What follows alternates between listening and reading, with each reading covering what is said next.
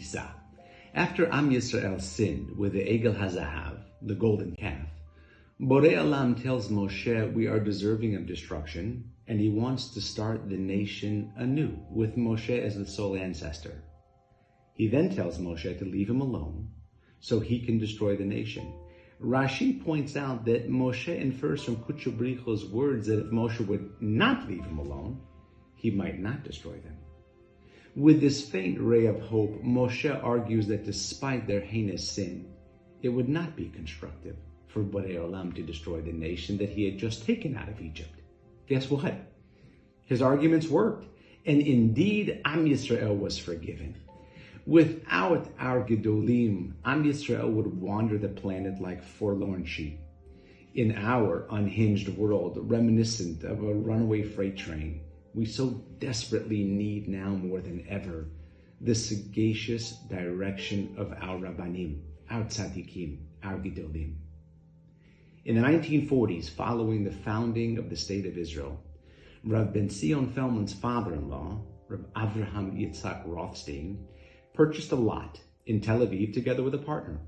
The two had planned to construct a building on the lot, yet with their limited experience and understanding of the field, they ran out of funds shortly after the building's foundation had been poured. The aspiring entrepreneurs borrowed a large sum of money to cover the construction costs, and they had agreed to sell the building as soon as it was complete. A brief market search found them an eager buyer, the Histadrut, which was Israel's trade union. They were prepared to purchase the building at an excellent price, and one that would more than cover their debts and leave both of the men with a respectable profit. Before signing on the dotted line, Rav Rothstein and his partner approached none other than the Chazon Ish to seek his counsel and blessing for the sale. They were astounded when the Sadiq promptly replied that the Histadrut was a union that blatantly desecrated Shabbat, and under no circumstances should the partners sell them the property. The partners accepted the Gadol's ruling, but within a short time began experiencing doubts. No other buyers came forward, and they were literally drowning in debt.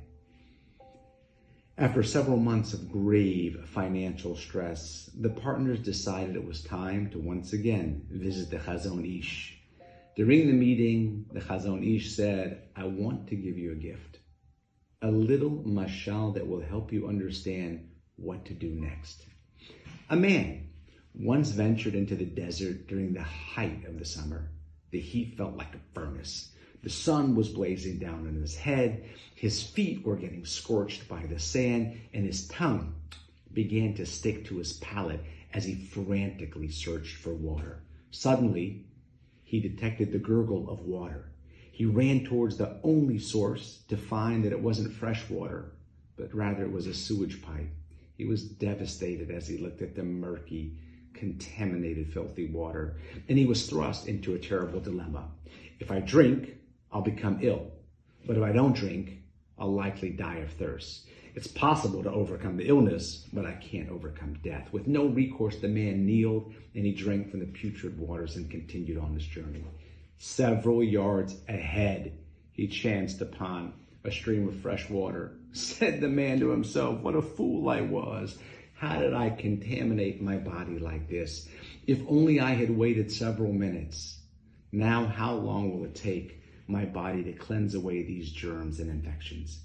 The Chazon Ish gazed kindly into their eyes and ended, "Usually, when you find a sewage pipe, there's fresh water right beyond.